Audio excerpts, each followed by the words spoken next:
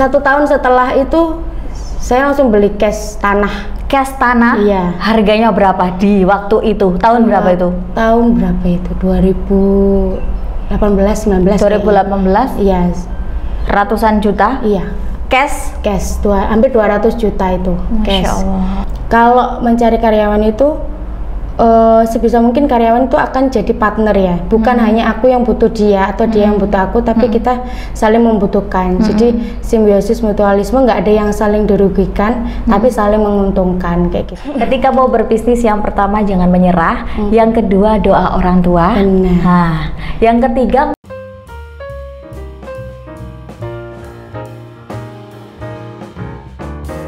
Assalamualaikum warahmatullahi wabarakatuh. Mitra Muslim, bagaimana kabar Anda? Semoga selalu sehat dan semoga selalu diberkahi Allah Subhanahu wa taala. Oke, hari ini tepatnya hari Ahad dalam program Jelita Jendela Inspirasi Wanita. Di segmen yang kedua ini saya sudah bersama dengan narasumber yang tentunya seperti yang saya sebutkan tadi ya di segmen yang pertama. Ya, beliau adalah owner dari salah satu busana muslim anak, yakni Ramti Collection. Nah, kira-kira apa yang mau dibahas Mitra Muslim? Nah, bagaimana sih lika-liku membangun bisnis? Ini akan ulik ya selama 1 jam ke depan bersama dengan saya Ica Amalia dalam Jelita Jendela Inspirasi Wanita. Saya juga mau menyapa rekan siar saya yang bertugas, ada 89,9 FM Suara Muslim Lumajang, ada Kiki Rizkyani, kemudian 88,7 FM Suara Muslim Tuban ada Mahfud Manaf, kemudian juga Mitra 97 FM Batu Muhammad Amru. Nah, telah hadir di studio ya, ada mbak-mbak cantik dan juga ini tuh kegigihannya tuh sangat luar biasa ya. Saya sudah mengenal dia ya, mengenal beliau dia gitu. Saya emang manggilnya dia karena emang teman sebaya begitu.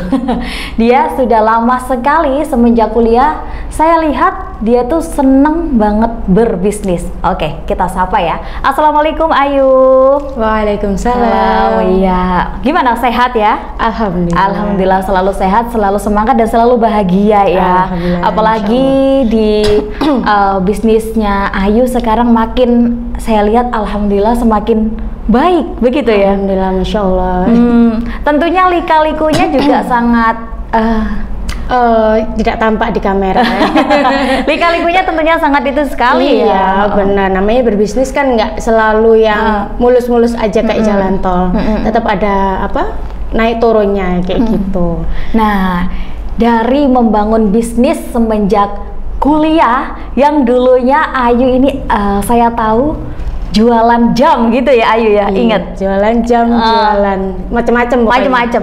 Itu apakah emang dari diri Ayu sendiri tuh suka bisnis? Dari semenjak kapan sih? Jadi bisnis itu kayaknya sudah ini ya, menjiwa di kayak alam bawah sadar gitu loh. Karena memang dari ayah itu kan juga pedagang roti, jadi dia sudah usaha roti dari saya kecil. Jadi kayak ada prototipenya gitu, jadi ada contoh nyata gimana sih kalau kita terjun di dunia bisnis. Di situ kita juga belajar bersama beliau, meskipun nggak yang bener-bener bisnis tuh kayak gini loh, nggak, tapi kita kayak melihat guru kita di depan gitu, dengan lika-liku selama berjualan roti itu ya belajar gimana caranya untuk membuat adonan gitu ya. Termasuk mood boosternya itu kadang kan jualan itu sepi, gimana caranya untuk kita tetap semangat, rame juga gimana caranya kita tetap bersyukur, nggak yang kesenangan banget kayak gitu sih. Karena semua hal itu apapun itu ya pasti ada up and down ya. Bener banget. Nah, dan saya rasa Ayu pernah mengalami hal itu ya. Pasti kan ya. Mulai dari pertama kali jualan apa Ayu itu pas zaman kuliah dulu itu jam ya? Dulu iya, pertamanya kan memang roti ya dulu ya. Iya, sempat juga jualan roti titip di kantin. Iya, oke. Terus sari dele bikin sendiri, sampai yang pernah kita titip itu di hari Jumat. full sekitar 20-an pack kayak gitu. Terus dititipin di kulkas, ternyata hari Senin itu basi semua. Wow. Basi Dan semua. itu karena memang kan Sabtu Minggu itu kuliah libur ya. Dan otomatis yang dititipin itu juga tutup tokonya. Lah kita juga nggak tahu kalau ternyata pas tutup itu kulkas dimatikan gitu. Karena kan kalau susu sari delay itu nggak tahan kalau di suhu normal. Jadi memang dia harus masuk ke suhu dingin. Terus tiba-tiba di Sabtu Minggu itu off, akhirnya kita ya rugi gitu. Padahal itu setoran ya kita. Oh, ngambil dari orang gitu ya? Iya, awalnya ngambil dulu gitu. Terus setelah tahu pasar, kalau kita sih awalnya ngambil dulu. Kalau tahu oke, kayak gini dan layak untuk diteruskan, baru kita produksi sendiri. Dulu sempet yang rame-ramenya, terus akhirnya produksi sendiri. Tapi akhirnya tutup juga karena kalap kita dari proses A sampai Z, mulai produksi kulak bahan, kita ngolah yang susu sari delay itu sampai pemasaran itu kan kita sendiri ya, karena memang belum ada partner saat itu. Ya itu kecapean sendiri, apalagi saat itu kuliah. Gitu. Itu yang ya itu kita sudah pernah rasakan ya, sampai pernah jualan di Taman Bungkul itu. Car Free Day gitu Car Free Day itu juga diusir banyak orang. Jadi mau nempat di sini, Mbak nggak boleh di situ, ke sini. Terus akhirnya ya pengalaman sebagai apa ya, guru ya, pembelajaran pengalaman kita itu jadi kita yang sekarang yang lebih kuat. Gitu. Dan alhamdulillah sekali ya, dari berbagai pengalaman yang pahit. Benar.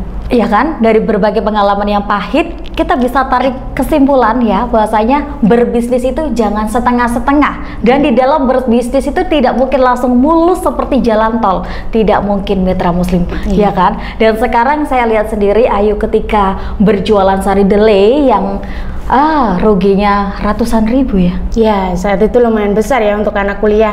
Ya memang belum ada duitnya.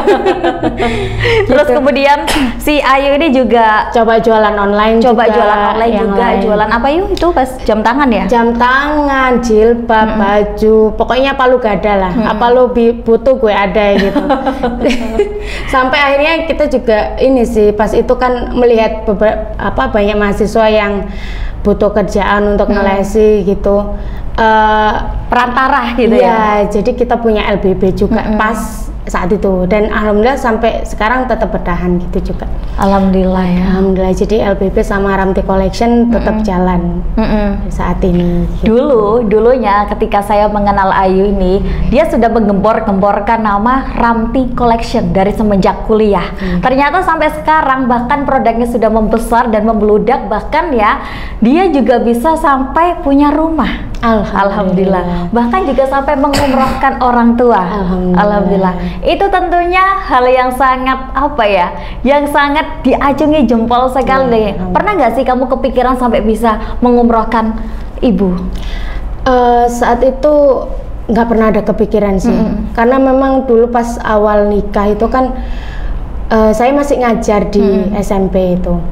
Terus pas punya anak pertama itu suami bilang mending resign aja, karena biar fokus ke bisnis dan juga ke ini anak kayak gitu. Oke, jadi pas itu saya sebagai istri ya nurut gitu ya. Terus di tahun pertama itu saya resign, saya fokus ya, masih kayak terbata-bata gitu kan. Terus akhirnya ya dari hasil penjualan itu kita kan juga namanya pengen punya rumah sendiri ya, pasangan baru kayak gitu. Tapi kita nyoba untuk cari perumahan ataupun rumah yang biasa gitu, nggak ada yang istilahnya kita masih menjangkau itu kayak susah gitu loh. Maksudnya karena untuk nyicil rumahnya agak susah ya.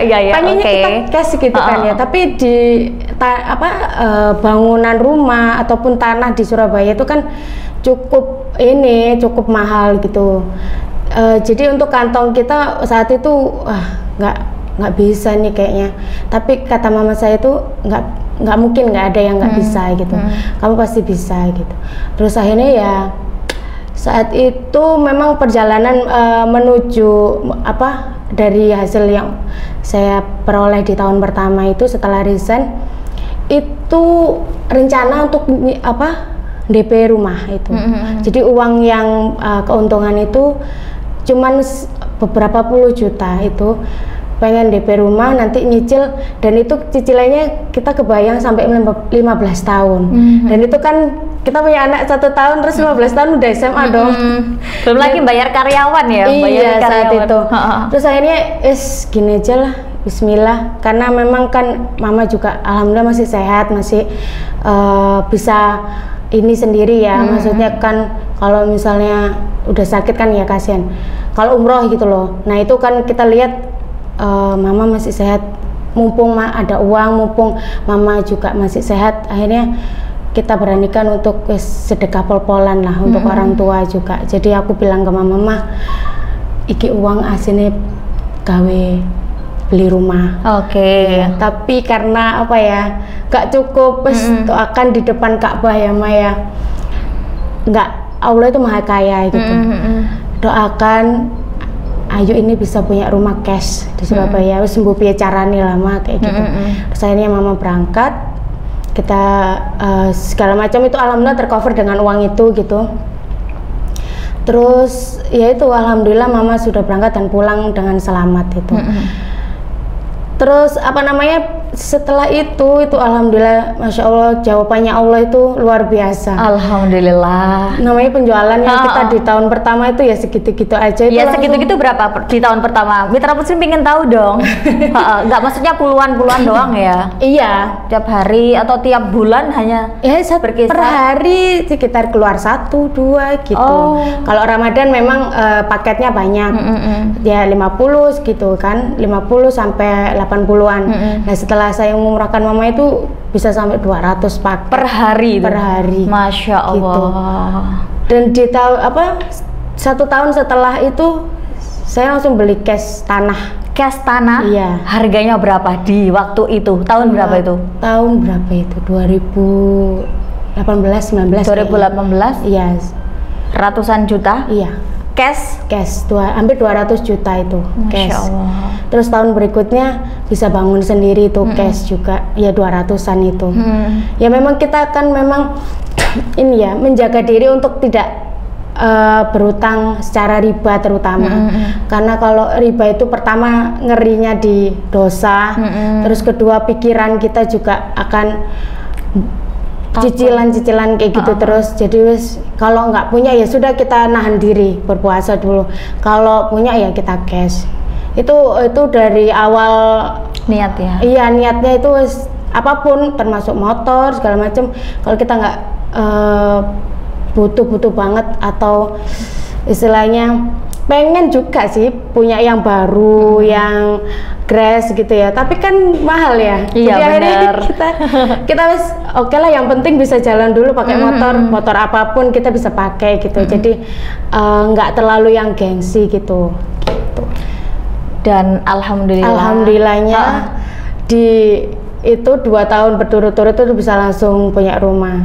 Terus tahun berikutnya bisa beli tanah lagi, terus bisa ini. Jadi alhamdulillah punya dua rumah. Alhamdulillah. Dan sekarang ya Mitra Muslim, bahkan 2 rumah itu salah satu rumahnya adalah untuk usaha saja. Dan dari pernah ya si Ayu ini cerita kepada saya bahwasannya dulu pernah aja ketika pertama kali bisnis tidak punya karyawan, packing sendiri, kemudian sampai malam belum ngurusin anak. Itu hal yang sangat meribetkan gitu ya. Tapi kamu bisa melewatinya. Gimana sih Yu? Motivasi suami kok bisa bikin si Ayu ini sekarang itu bener-bener apa ya? Tiap hari itu ada orderan sampai ratusan piece busana muslim anak yang biasanya kalau busana muslim anak agak kurang ya, soalnya kan rata-rata kan busana muslim dewasa gitu. Ini busana muslim anak loh ya, busana muslim anak, tapi tiap hari keluarnya ratusan piece. Itu tidak bisa dinalar ya, doa orang tua utamanya. Iya benar. Memang itu jalur doa orang tua ya. Jadi kayak miracle-nya Allah itu beneran nyata kalau kita bakti sama orang tua itu. Jalur langitnya Allah itu jalan gitu. Jadi aku sendiri juga kayaknya kok bisa ya. Jadi sekarang tuh berpikir rumah di Surabaya itu bisa cash kayak nggak mungkin banget saat itu. Benar. Tapi kalau Allah sudah berkehendak kun fayakun gitu, kita mau bilang nggak mungkin itu Allah, ini gampang, ini kecil buat aku gitu kan katanya Allah gitu. Ingat nggak sih pertama kali saya menyambangi rumah Anda ya kan, Ayu ya Anda, karena mitra Muslim ya. Itu saya ingat sekali ya, bahkan sering banjir ya. Ingat ya, rumah dulu ya. Itu sering banjir dan ya sekarang itu sudah direnov semuanya loh. Alhamdulillah. Dan sekarang rumahnya sudah 3. Alhamdulillah. Dari pertama kali saya kalau bilang Ayu ini benar-benar saya lihat dari awal ketika saya berteman dengan si Ayu ini dari zaman kuliah. Motivasinya luar biasa dan dia juga yang memotivasi saya, ayo Ica, kamu Ica harus jadi pembisnis yang handal kayak gitu terus. Dan sekarang dia bisa membuktikan bahwasanya dia alhamdulillah berhasil dan juga punya karyawan berapa sekarang yuk? Alhamdulillah sekarang 4 ya, 4 karyawan. Dulunya hanya Ayu saja ya sendiri gitu. Sekarang sudah membayar 4 karyawan. Bahkan 1 bulan sekali Ayu ajak jalan-jalan ya. 1 tahun 2 kali. 1 tahun 2 kali. Ya. Alhamdulillah. Luar biasa sekali di Mitra Muslim ini menjadi inspirasi ya, sesuai dengan Jelita Jendela Inspirasi Wanita. Nah, ini adalah sosok Ayu yang benar-benar memotivasi kita. Bahasanya dalam berbisnis itu tentunya tidak mulus ya, tentunya tidak langsung mulus, semuanya pasti ada lika-likunya. Dan ketika sudah berhasil, gak mungkin berhasil terus ya, pasti up and down juga. Pernah mengalami seperti itu? Pernah. Ya pernah. Jadi pandemi itu malah alhamdulillah kita naik saat itu. Cuman yang sekarang ini sedang turun. Jadi nggak tahu kenapa, mungkin ya faktor eksternal yang kita nggak pernah bisa ini ya. Cuman kalau kita mau introspeksi diri, mungkin ibadah saya yang kurang ini, kurang dekat lagi sama Allah kayak gitu. Jadi kalau sepi itu kan biasa ya. Jadi apa? Yang penting kita itu tetap berusaha. Jadi kita tetap istilahnya kayu sepeda itu tetap mengkayu gitu, biar tetap jalan, biar nggak jatuh. Kan apa gambaran kalau kita mau berwirausaha atau berusaha apapun lah. Kalau dalam kerja juga pokoknya kita yang penting ikhtiar dulu. Tentang hasil itu biarlah Allah gitu loh. Ya. Yang penting kita doa, usaha, hasil urusan Allah. Jadi kalau untuk support system itu ya suami tuh sangat mendukung ya. Kayak apa namanya, ketika saya lagi down gitu pasti rumah bawaannya berantakan. Iya kan, sebagai ibu rumah tangga juga ya, tidak bisa dipungkiri itu. Alhamdulillah suami basicnya sama, jadi basicnya bisnis, jadi tahu gimana lika-likunya. Jadi kalau pas lagi down gitu ya curhatnya ke suami gitu, karena yang tahu juga beliau gitu. Kita nyari apa saran-saran juga sama beliau gitu. Alhamdulillahnya dikasih suami yang pengertian, jadi dan juga paham kondisi ini istri. Sekarang kan juga lagi ini kan, lagi pindah toko juga yang biar lebih dekat, karena kan kalau dulu lumayan jauh, jadi monitoringnya agak susah gitu. Kalau sekarang pindah lebih dekat biar gampang untuk ngeceknya, karena mendekati Ramadan juga gitu. Iya, waduh.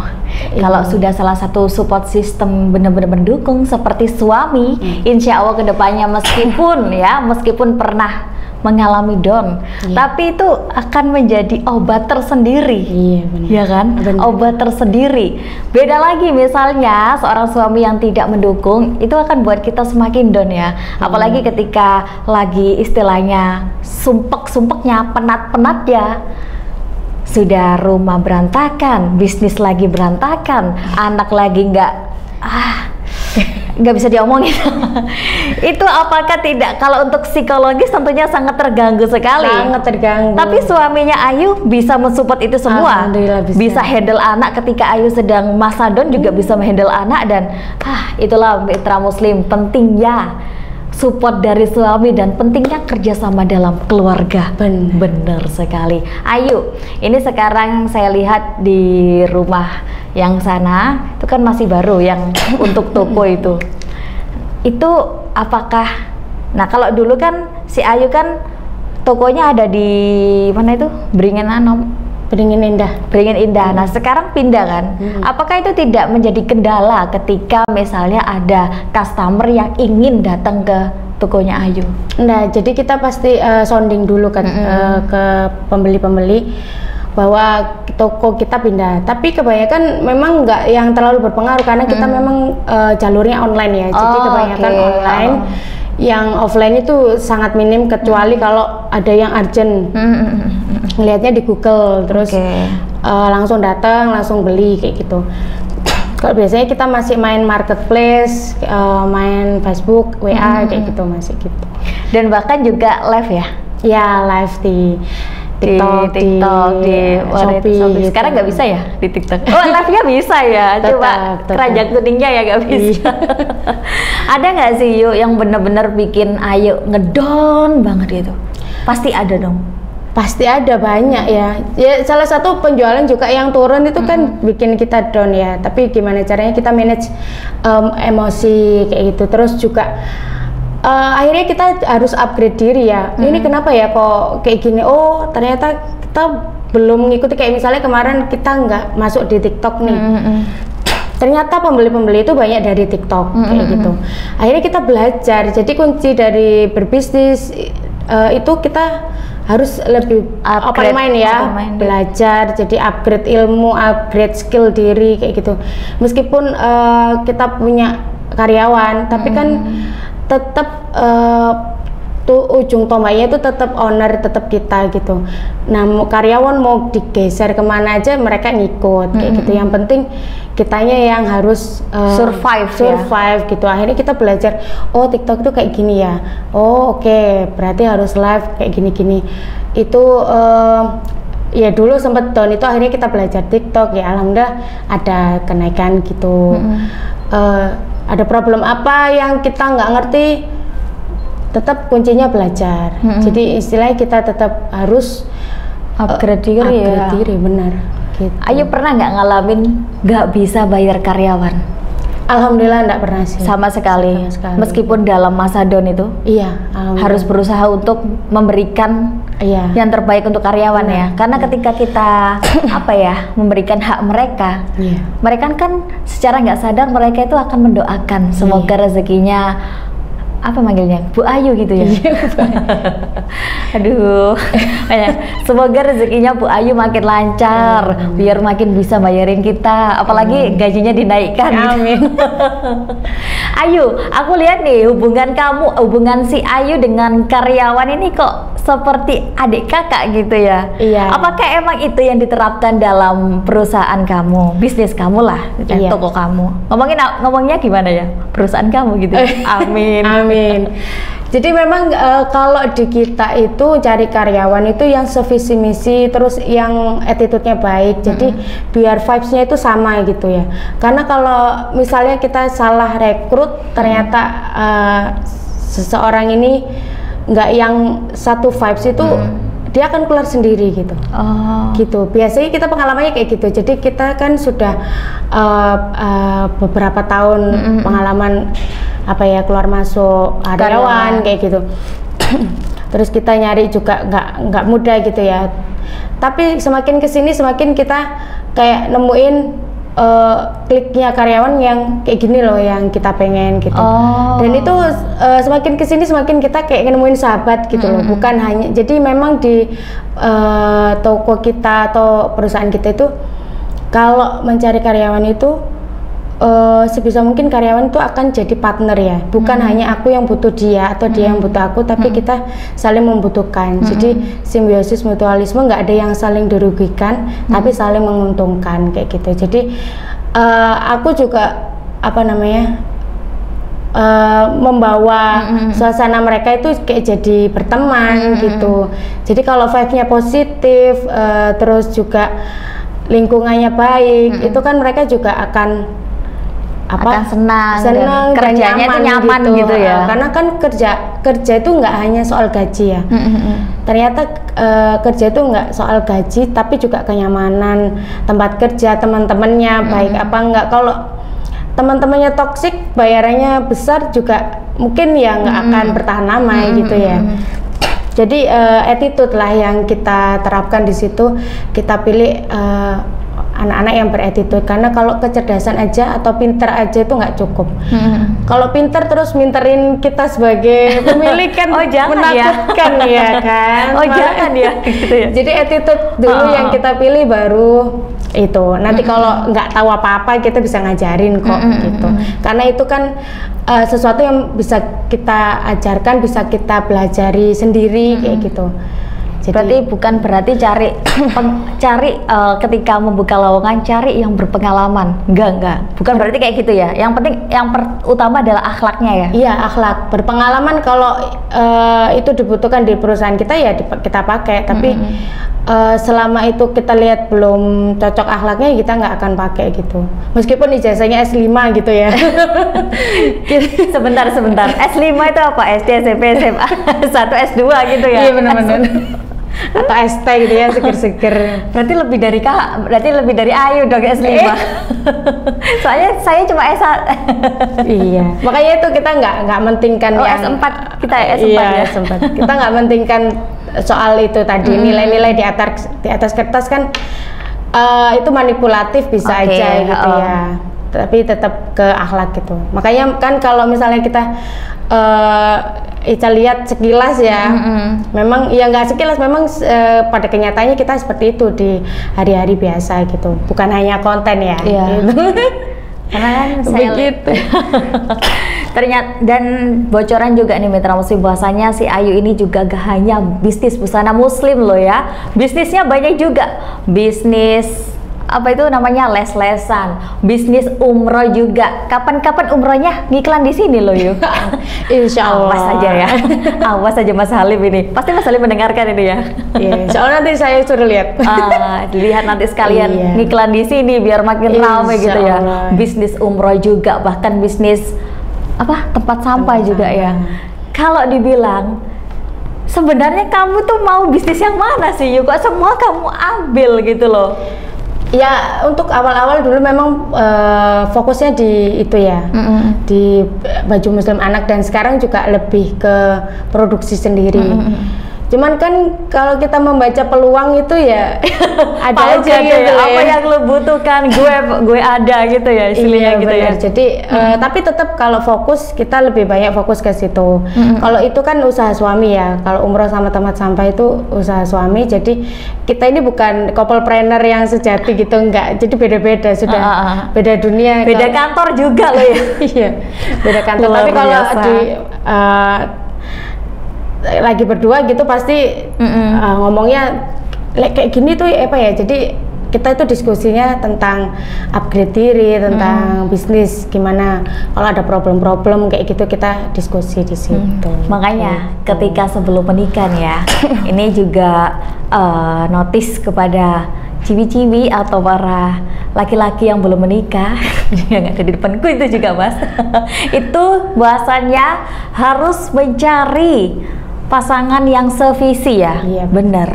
Kalau saya lihat Ayu ini suka berbisnis dari zaman kuliah dulu, bahkan sampai kulaan ya istilahnya. Iya, kulaan di PGS, naik motor butut ya dulu itu, inget banget ya. Smash itu motor butut banget itu preketek. Sekarang dia sudah punya rumah sendiri. Habis gini punya helikopter ya. Amin. Punya kapal bersiar.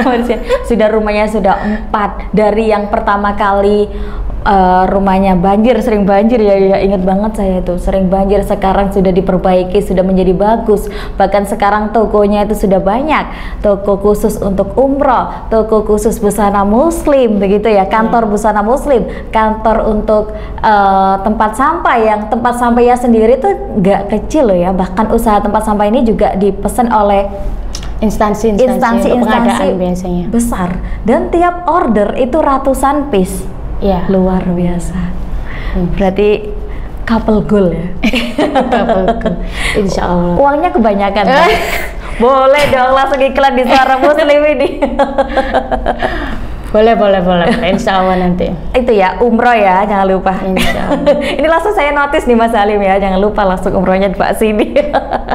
Langsung dilihat sama mitra muslim gimana pun berada loh. Nah, Ayu, ini beri dong advice ke teman-teman yang masih berjuang untuk berbisnis tapi ya kadang kan pernah sih. Kamu Ayu sendiri pernah kan ngalami kayak agak mau menyerah gitu kan, pernah kan? Saya rasa mitra muslim ada yang pernah dalam fase itu, bahkan sekarang pernah mengalami fase itu. Advice dong ke mitra muslim agar tidak pantang menyerah. Iya, yang pertama itu pasti kita harus percaya sama Allah gitu ya. Bahwa kita di sini untuk berbisnis itu kita fungsinya apa sih? Big why-nya itu apa? Kenapa kamu harus kaya gitu kan? Karena muslim harus kaya itu biar kita mau sedekah berapapun tuh nggak pakai mikir gitu loh.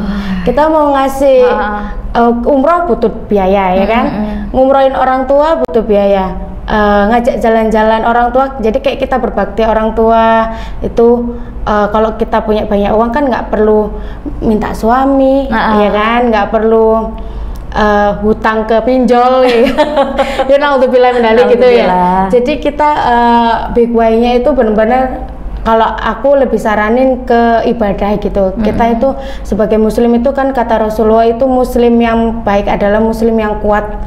Muslim yang kuat itu secara finansial bagus, secara fisik juga dia sehat, kuat kayak gitu. Nah itu jadi big why-nya aku secara pribadi, biar nanti kalau misalnya aku mau nyenengin orang tua itu kan nggak perlu yang mikir uangnya dari mana ya, minta siapa ya, karena Allah sudah ngasih jalur sendiri rezeki dari bisnis itu. Terus yang kedua juga kita juga harus semangat mengatur keuangan, karena kalau kita punya uang aja gitu terus bocor kemana-mana kan juga repot ya gitu. Jadi manage keuangan, manage moodnya kita. Kadang banyak uang nih, wes hedon dong ya kan, beli ini beli itu yang branded. Terus uangnya cuma ngalir aja gitu, nggak yang bener-bener kita keep untuk sesuatu yang bermanfaat untuk umat kayak gitu. Jadinya itu, jadi manage uang itu juga penting. Kita jangan sampai yang kita nggak bisa, sebenarnya kita nggak butuh itu atau kita belum bisa beli itu, terus kita memaksakan diri untuk wes gampang nyicil lah, kok tiap bulan bisa gitu. Nah itu kan yang bikin meskipun kelihatan kecil, kelihatan sepele, kelihatannya nggak ada bunga kayak gitu ya, tapi itu kan akan merugikan kita sendiri. Iya benar. Kalau orang-orang yang kaya sesungguhnya itu di luar sana itu kan mereka nggak punya yang namanya cicilan kayak gitu kan. Mereka sebisa mungkin kalau ada uang ya cash, kalau nggak ada ya wes ditabung dulu gitu. Bener gitu sampai kita benar-benar punya uang yang cukup dan cash flow yang aman untuk usaha berikutnya kayak gitu. Jadi nggak yang misal punya 5 juta nih sekarang terus 5 juta dibuat beli tas branded habis dong, nggak bisa untuk muter usaha lagi. 5 juta ya kita pakai 500.000 untuk sehari-hari, yang 4,5 bisa kita putar lagi untuk yang lain-lain kayak gitu. Jadi itu tadi semangat yang perlu kita ini kan untuk ibadah, karena kalau misalnya kita cuma pengen punya rumah aja ya wes nggak dapat ya wes loyo gitu. Kalau misalnya kita semangatnya untuk ibadah kan nggak hanya dunia gitu loh. Jadi nggak hanya dunia yang kita dapat, tapi kita juga akan mendapatkan pahala di akhirat kayak gitu. Kalau kita pengen, misalnya kayak pengen sekarang Gaza yang lagi butuh bantuan kita, kita bisa sebagai umat muslim yang dikasih kemampuan sama Allah gitu kan, kita bisa nyumbang sebisa yang kita mau gitu. Istilahnya gini ya, kalau kita tarik kesimpulan bahasanya ketika mau berbisnis yang pertama jangan menyerah, yang kedua doa orang tua, nah yang ketiga memanajemen uang keluarga itu harus benar-benar hati-hati, yang keempat adalah menghindari riba. Benar. Sebisa mungkin Karena menghindari riba. Karena janji Allah itu benar-benar nyata. Kalau kita sudah kecemplung di riba itu akan ini loh. Kalau pengalaman dari teman-teman yang sudah itu ya nggak akan bertahan lama, mungkin kayaknya kelihatan ya kan pinjem bank sekian ratus juta untuk perkembangan usaha, tapi ketika nggak bisa bayar disita dan tahun kayak gitu. Nah makanya kita ya memang pelan kan perjalanannya, nggak yang melejit banget gitu. Kita ya pelan-pelan, sepenting dilakoni gitu.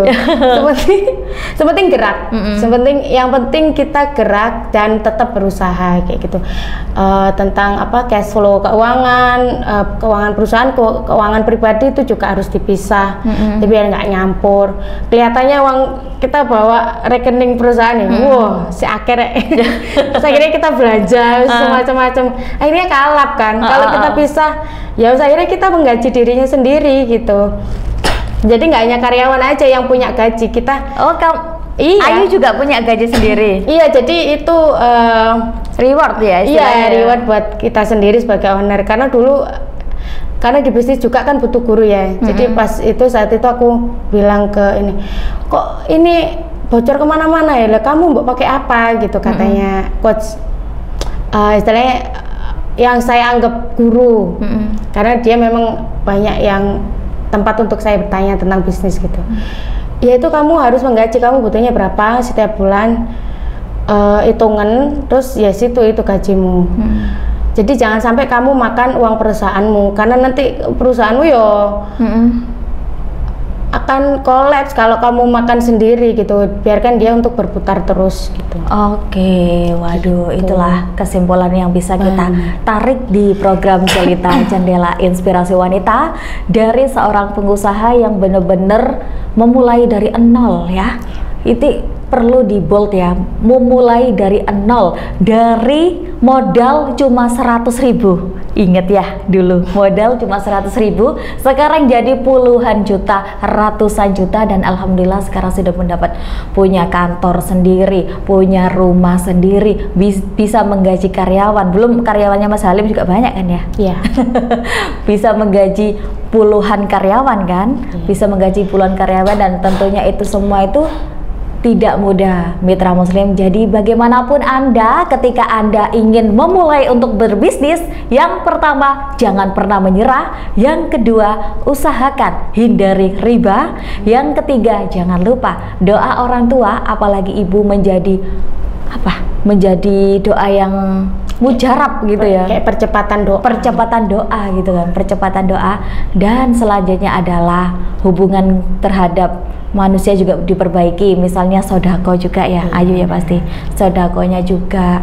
Terus habis gitu pokoknya segalanya itu harus benar-benar di manage ya, manajemen uang juga harus diperhatikan. Waduh, gak kerasa udah hampir 1 jam Ica dan juga Ayu menemani Anda mitra muslim di program Jelita di segmen yang kedua ini di hari Ahad. Jangan lupa untuk saksikan Jelita Jendela Inspirasi Wanita tiap hari Ahad.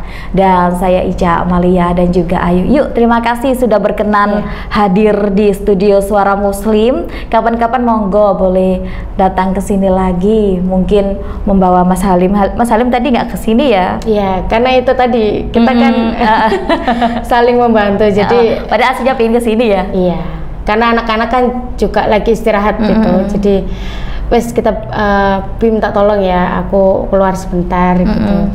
Ini kolaborasi. Oke, terima kasih juga ya. Wassalamualaikum warahmatullahi wabarakatuh. Baik, mitra muslim, tadi Anda sudah mendengarkan Jelita Jendela Inspirasi Wanita, dan di segmen kedua kita sudah berbincang dengan narasumber Ayu Rohmawati, owner dari Ramti Collection. Dan terima kasih juga untuk mitra muslim yang sudah hadir di sini. Saya juga mau berterima kasih kepada Afi selaku fotografer ya, dan juga saya juga mau berterima kasih kepada rekan siar yang bertugas di 89,9 FM Suara Muslim Lumajang. Ada Kiki Rizkyani, 88,7 FM Suara Muslim Tuban ada Mahfud Manaf, Mitra 97 FM Batu Muhammad Amru. Dan jangan kemana-mana karena program Jelita masih akan menemani hingga jam 1 siang nanti, tentunya setiap hari Ahad jam 9 hingga jam 1 ini. Saya Ica Amalia pamit undur diri untuk di segmen yang kedua ini. Subhanakallahumma wa bihamdika nasyhadu alla ilaha illa anta nastaghfiruka wa atubu ilaik. Maha suci Engkau ya Allah, dengan memujimu kami bersaksi bahwasanya tiada Tuhan yang patut diibadahi selain Engkau ya Allah. Kami memohon ampun dan bertobat kepadamu. Wassalamualaikum warahmatullahi wabarakatuh.